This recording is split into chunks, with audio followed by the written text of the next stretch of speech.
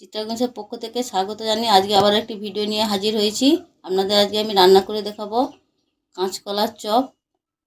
আজকে আবার একটি ভিডিও নিয়ে হাজির হয়েছি। আপনাদের আজকে আমি রান্না করে দেখাবো কাঁচকলার চপ। তার জন্য দেখতে পাচ্ছেন বন্ধুরা, 3টে কাঁচকলা নিয়েছি আর এই যে একটা বড় সাইজের আলু নিয়েছি। তার জন্য একটু প্রথমে মশলা করে নেব। আগে থেকে গ্যাস জেলে জিরাটা ভাজতে বসিয়ে দিয়েছিলাম। জিরাটা দেখতে পাচ্ছেন ভাজা হয়ে গেছে, এটা গুঁড়ো করে দেব, তাই জন্য নামিয়ে নিচ্ছি হামাদিস্তাতে। কয়েকটা শুকনো লঙ্কা গরম করে নেব কড়াতে।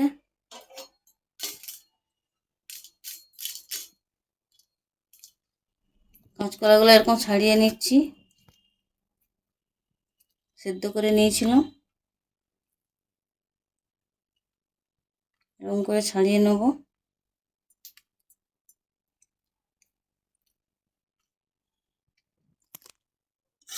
দেখতে পাচ্ছেন লঙ্কাগুলো ভাজা হয়ে গেছে, এবার নামিয়ে নিচ্ছি। কাঁচকলাগুলো ছাড়া হয়েছে, এবার আলুগুলো ছাড়িয়ে, যত আমরা কাঁচকলার চপ বলি না কেন একটা আলু দিতে হবে, না হলে ভালো লাগবে না। বেশি ছাল তোলার দরকার নেই, অল্প একটু ছাল তুলে নেব।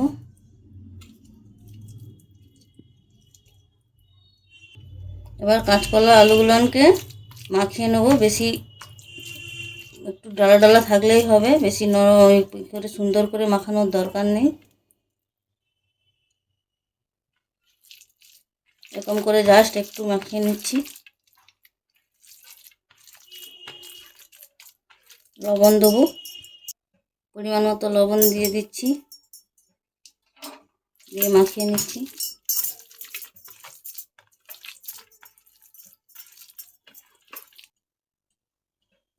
আলু কড়াটাকে একটু তেল দিয়ে দিচ্ছি, কড়া গরম হয়ে গেছে, দিয়ে এটা রেডি করে নেব চপের জন্য। পুরটা তৈরি করে নেব। তেল গরম হয়ে গেছে, রসুন দিয়ে দিচ্ছি।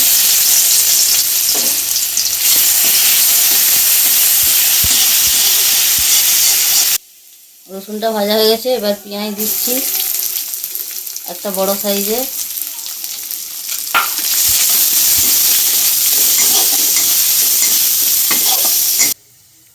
পেঁয়াজটা ভাজা হয়ে গেছে, এবার আদা বাটা দিয়ে দিচ্ছি পরিমাণ মতো। অল্প করে একটু ধনে গুঁড়ো,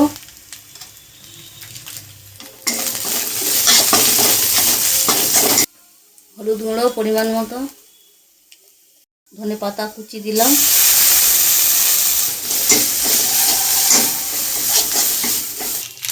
অল্প করে একটু গরম মশলা গুঁড়ো, আমরা গোটা চাইলেও দিতে পারেন। এবার মেখে রাখা আলু আর কাঁচকলাটা দিয়ে দিচ্ছি।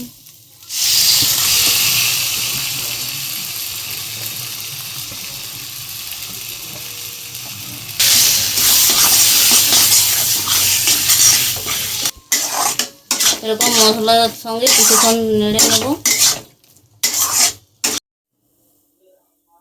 কাঁচকলার চপের পুরটা রেডি হয়ে গেছে, এবার সে যে লঙ্কা ভেজে রাখছিলাম দিয়ে দেবো এর মধ্যে।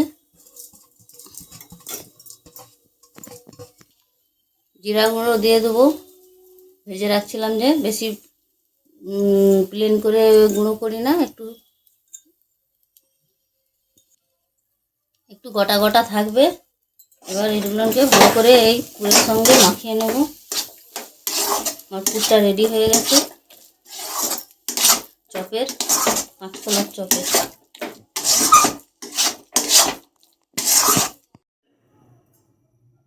কাঁচকলা আলুর যে চপ করবো বলে পুরটা রেডি করছিলাম, রেডি তো হয়ে গেছে দেখতে পাচ্ছেন। এবার এটাকে এরকম গোল গোল করে হাতের সাহায্যে করে নিচ্ছি, তারপর বেসন দিয়ে ভেজে দেবো।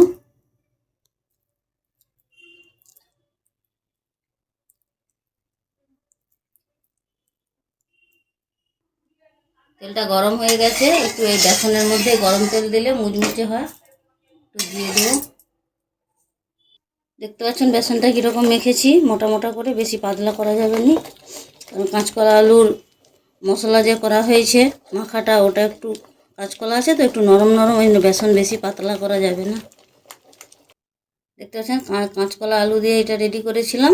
এটাকে এবার একটা একটা এই বেসনের মধ্যে দিয়ে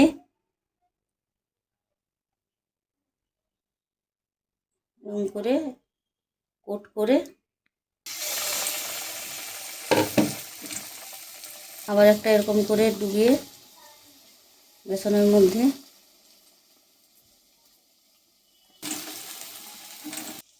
এরকম করে বেসনের মধ্যে কোট করে সবগুলো ভেজে নেবো এরকম করে।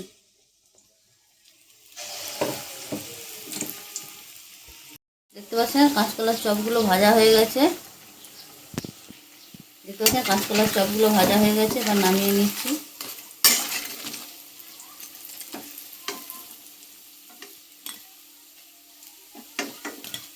দেখতে পাচ্ছেন কিরকম খাস্তা হয়েছে।